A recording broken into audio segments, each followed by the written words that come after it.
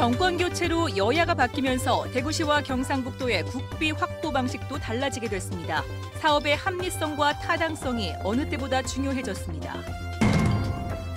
오늘은 스승의 날입니다. 달라진 교실 환경에 맞춰 어떻게 학생들의 참여를 이끌어낼지 고민하는 교사들을 만나봤습니다. 컴퓨터 랜섬웨어 비상입니다. 대구 경북 지역 기관들도 방어에 바쁜 하루를 보냈습니다. 경제 살리기를 목적으로 조기 발주한 공사 현장에서 건설기계 대여대금을 체불하는 사례가 끊이지 않고 있습니다. 행정기관의 관리 감독이 겉돌고 있는 사이 현장 근로자들만 애를 태우고 있습니다. 시청자 여러분 안녕하십니까? 대구 경북 소식 전해드립니다.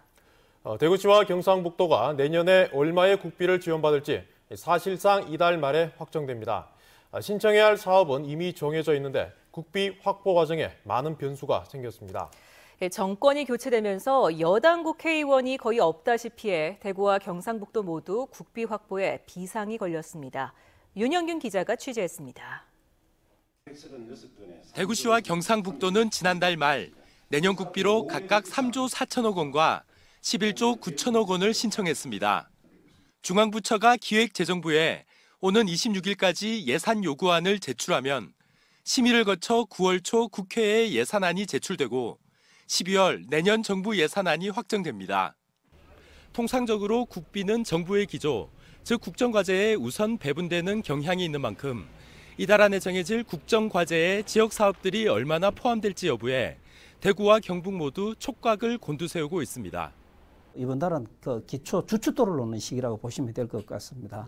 어떤 새로운 새 정부의 새로운 정책 철학들이 예산에 다 반영이 돼야 되기 때문에 그 그림을 지금 밑그림을 그리는 단계라고 보시면 되기 때문에 국정과제에 포함될 가능성이 높은 대통령 공약에 대구시가 제안한 사업의 80% 정도가 반영된 만큼 대구시는 다소 안도하는 분위기입니다.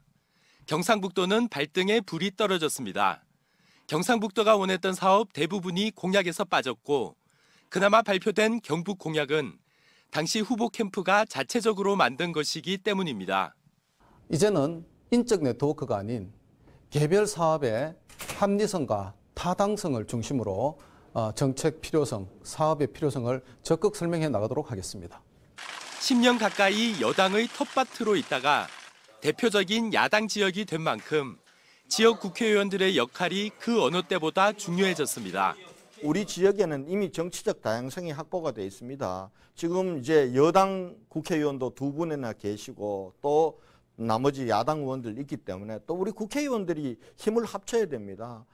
대구시와 경상북도는 이달 말까지 서울과 세종시에 베이스 캠프를 설치해 지역 현황과 예산의 필요성을 설득하는 데 총력을 기울인다는 방침입니다. MBC 뉴스 윤용균입니다. 주말 사이 전 세계를 공포에 몰아넣은 랜섬웨어 피해가 우리나라에서도 발생하고 있습니다. 병원이나 은행 등 각 기관마다 랜섬웨어 공격에 대비한 정보 보호에 비상이 걸렸습니다. 권윤수 기자가 보도합니다. 대구은행 정보보호부 직원들이 비상근무에 돌입했습니다. 컴퓨터 데이터 파일을 암호화하는 랜섬웨어 공격에 대비하기 위해서입니다.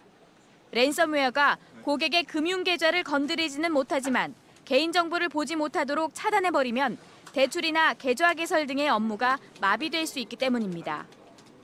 만일에 PC와 서버가 공격이 된다 그러면 저희들은 내부적인 업무가 마비될 수 있고 그 내부가 곧 대고객 서비스에 문제가 될 수 있기 때문에 모니터링을 강화하고 비상체계에서 만전을 기하고 있는 상황입니다. 서울의 한 대학병원에서도 공격 징후가 포착되면서 경북대병원을 비롯한 지역 병원에서도 바짝 긴장하고 있습니다. 병원은 특히 환자의 의무 기록이 공격당할까 노심초사하고 있습니다. 환자의 진료 치료를 위해서는 질병의 경과와 투약 정보 등을 알려주는 의무 기록이 무엇보다 중요한데 자칫 공격당하면 진료가 어려울 수 있습니다. 백신 프로그램들에 대해서 지속적으로 이제 보안 패치를 적용을 하여서 이제 이런 사례들이 일어나지 않도록 그렇게 만반의 준비를 하고 있습니다. 이런 상황은 대구시를 비롯한 자치단체와 공공기관에서도 마찬가지입니다. 전문가들은 랜섬웨어 피해를 막으려면 인터넷을 끊은 다음 PC 전원을 켜야 하고 다시 인터넷을 연결해 윈도우 보안을 업데이트해야 한다고 설명했습니다. 또 백신 프로그램도 랜섬웨어 방어가 가능한 최신 버전으로 유지해야 한다고 조언했습니다. MBC 뉴스 권윤수입니다. 오늘 스승의 날이죠. 요즘 학교에 가보면 학생 참여 수업이 크게 늘어난 걸 볼 수 있는데요. 달라진 교육 여건에 맞춰 어떻게 학생들의 참여를 이끌어낼지 고민하는 교사들을 만나봤습니다. 김은혜 기자입니다. 대구의 한 초등학교 4학년 교실. 20명의 아이들이 태블릿 PC로 도시 발달 관련 정보를 찾아 공유하는 동안 교사는 길잡이 역할을 합니다. 모든 여행을 떠나서 친구들과 의견을 나누고 질문을 다른 교사의 수업을 볼 기회가 거의 없었던 교사들은 공개 수업에서 새로운 자극을 받습니다. 1학년을 맡고 있는데 제가 하던 수업에서의 어떤 학생들의 모습과 굉장히 또 차별화되게 학생들이 차분하게 집중도 있게 수업에 참여하는 모습이 인상 깊었습니다. 수업 시간에 제가 말을 많이 하고 학생들은 말을 적게 했던 것 같은데 방금 봤던 수업에서는 학생들이 주도로 학생들이 중심이 돼서 말을 해서 많은 것을 배웠던 것 같습니다. 저출산 기조 속에 한 교실당 20명 안팎으로 학생 수가 줄면서 학생 하나하나 눈을 맞추며 수업하기가 쉬워졌습니다. 그러나 사교육이 급속도로 팽창하고 학생 간 편차는 갈수록 커지면서 고민도 깊어집니다. 사교육을 좀 많이 하고 선행학습을 하고 오니까 재미없어하고 지루해하고 너무 쉬워하는 아이도 있는 반면에 조금 또 어려워하는 부분이 있어서 가정과 학교가 서로 연계돼야 되기 때문에 그런 거에 대해서 조금 가정에서 적극적으로 도와주면 많이 지도하는 데 좀 쉬운데 가정에서 좀 지도가 안 될 경우에는 학교에서 지도하는 데 조금의 어려움은 있습니다. 사회 변화만큼이나 빠르게 달라지는 교실. 교사들은 학생들 스스로 답을 찾아가는 가르침에 초점을 맞추고 있습니다. 매를 덤과 동시에 아이들이 모두가 재합이 되었잖아요. 근데 요즘에는 인성적으로 말로 그리고 이제 선생님들이 좀 이렇게 말솜씨라든지 이런 것들로서 충분히 가능하고요. 공교육이 위협받는 시대, 학생 한 명 한 명의 잠재력을 이끌어내기 위한 교사들의 노력과 연구가 더욱 중요해지고 있습니다. MBC 뉴스 김은혜입니다. 제36회 스승의 날 기념식이 오늘 오전 이영우 교육감과 김관영 도지사 등 250여 명이 참석한 가운데 경북교육청에서 열렸습니다. 기념식에서는 서랍을 여중 이명자 교사가 녹조 근정 훈장을 받은 것을 비롯해 대통령 표창 5명, 교육감 표창 207명 등 모두 448명의 교원들이 교과 지도와 진로 직업 교육에 헌신한 공로로 각종 훈포장을 받았습니다. 지난 13일 안동과 영양 지역에 강풍과 함께 우박이 쏟아졌는데요. 지난달에 이어 이딴 우박 피해를 본 농가들은 사실상 올해 농사를 포기했습니다. 조동진 기자가 취재했습니다. 잎담배와 고추 3만여 제곱미터를 재배하고 있는 안동시 와릉면 한 농가의 담배밭입니다. 잎이 뚫리고 찢어지면서 쑥대밭이 됐습니다. 고르게 남아있는 잎이 거의 없을 정도입니다. 새로 심기에도 늦었고 마땅한 대체 작목도 없어 사실상 올 담배 농사는 폐농입니다. 사정은 고추밭도 마찬가지입니다. 우박에 맞아 원줄기가 아예 떨어져 나갔습니다. 새로 심으려면 생산비가 더 들어가고 그대로 키울 수밖에 없지만 수확량 감소는 피할 수 없습니다. 잎담배는 보험 상품이 아예 없는 데다 고추 농사 역시 보험에 가입하지 않고 있어 그저 막막할 따름입니다. 6월 20일경부터 수확 들어가야 되는데 지금부터 이 시간에 이 시점에 이래 버리니까 어떻게 막막하다 소리밖에 못 합니다. 지금 대체 작물도 지금 마땅한 게 지금 전혀 없습니다. 지금요. 사과 역시 우박을 맞아 대부분 열매는 상처를 입었습니다. 그나마 적과가 끝나기 전 우박을 맞아 피의 열매는 쏟아내면 피해가 덜 하다지만 상품성이 떨어지는 것은 어쩔 수 없습니다.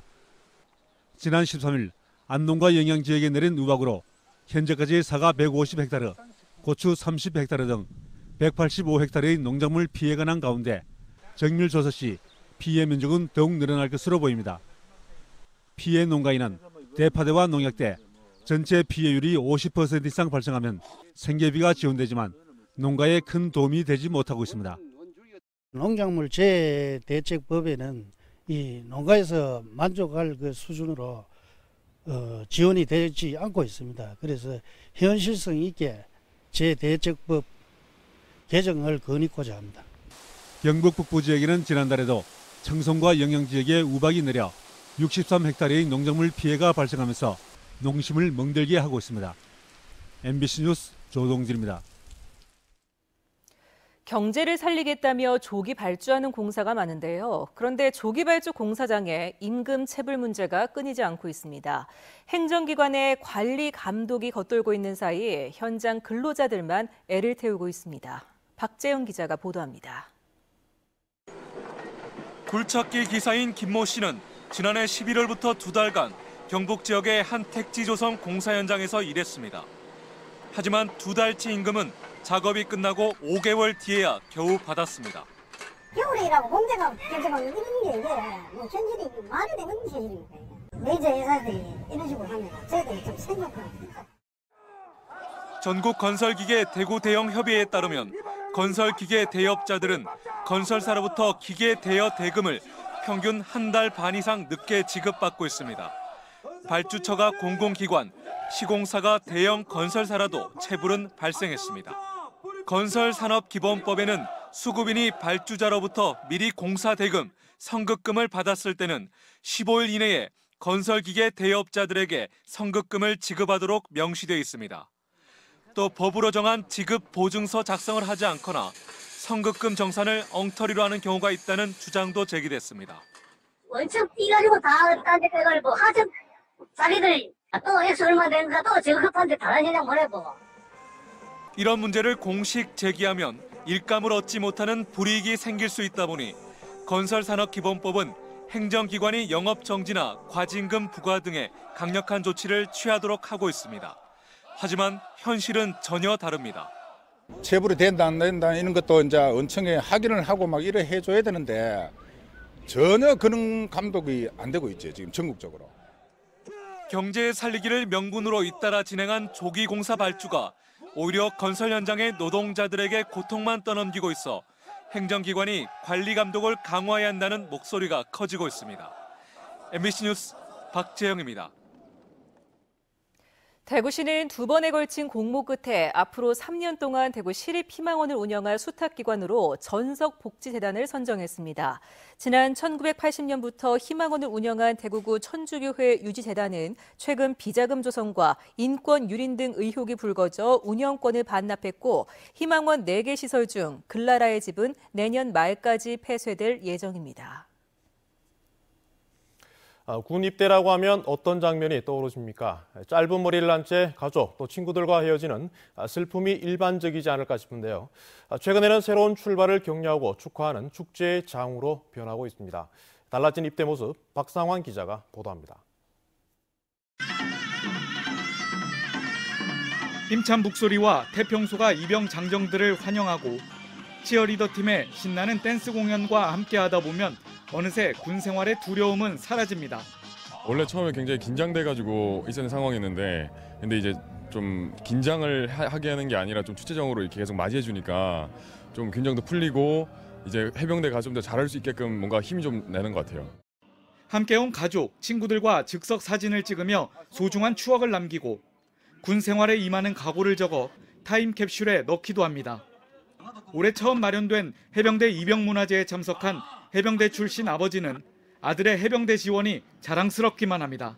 정말 뿌듯하죠. 제 아들이자 그리고 또 자식이고 어이 보면 친구인데 그다음 대를 이어서 또 해병대 온다는 게 정말로 자랑스럽습니다. 입영문화제는 막연한 두려움으로 다가오는 입영 현장을 축하하고 격려하는 축제의 장으로 또 병역 이행에 대한 자긍심을 높이기 위해 마련됐습니다. 해병대 입영문화제는 입영 대상자와 가족들로부터 호응을 얻어 지난 2012년부터 매년 4차례 열리고 있습니다. 기본 훈련은 무사히 잘 마치고 대한민국의 어떤 자랑스러운 군인으로서 거듭나기를 기대하고 있습니다. 또한 부모님들도 우리 아들들이 더욱 성장해서 늠름한 모습으로 부모님 앞에 설 것을 기대해 주셨습니다. 포항시는 장정 가족들에게 무료로 시티 투어 버스를 제공하는 등 포항을 알리는 기회로 삼고 있습니다. 민관군은 입영 문화재를 더욱 발전시켜 지역 사회와 함께하는 입영 축제로 만들어 나갈 계획입니다. MBC 뉴스 박상환입니다. 대구고법 제1형사부는 20대 총선 예비후보 등록 이전인 지난해 1월 상주에서 유권자 9명에게 지지를 호소하며 15만 원어치의 음식물을 제공한 혐의로 1심에서 80만 원을 선고받은 전 김종태 의원의 항소를 기각했습니다. 김 전 의원은 지난 2월 부인이 공직선거법 위반으로 징역 1년에 집행유예 2년 확정 판결을 받아 20대 국회의원 가운데 첫 당선 무효가 되기도 했습니다. 대구지방경찰청 지능범죄수사대는 전직 버스 운전기사에게 돈을 주고 대구 시내 버스회사에 취업한 50대 남성 등 8명을 기소 의견으로 검찰에 넘겼습니다. 경찰에 따르면 51살 A씨는 지난 2014년 말 전직 시내버스 운전기사인 54살 B씨에게 900만 원을 주고 부탁해 모 버스회사에 취업했는데 채용을 도운 버스회사 노조원 2명도 함께 적발됐습니다. 오늘 아침 7시 반쯤 대구시 서구 중리동의 한 직물 공장에서 불이 나 20분 만에 꺼졌습니다. 인명피해는 없었지만 폐기물 수집장에서 시작된 불이 공장 연고동으로 옮겨붙어 전자현미경 등 고가의 실험 장비가 타 소방서 추산 1억 8천만 원의 재산 피해가 났습니다. 경찰과 소방당국은 쓰레기를 소각하다 불이 난 것으로 보고 정확한 경위를 조사하고 있습니다. 국립농산물품질관리원 경북지원은 수입산 쇠고기와 돼지고기의 원산지를 속여판 38살 A씨를 적발해 검찰에 구속영장을 신청했습니다. A씨는 대구 지역 3곳에 식육점과 식당을 운영하면서 지난 2014년부터 최근까지 수입산 쇠고기와 돼지고기 15톤가량을 한우와 국내산으로 속여 팔아 1억여 원의 이득을 챙긴 혐의를 받고 있습니다. 지금까지 대구 경북 소식 전해드렸습니다. 시청해주신 여러분 고맙습니다.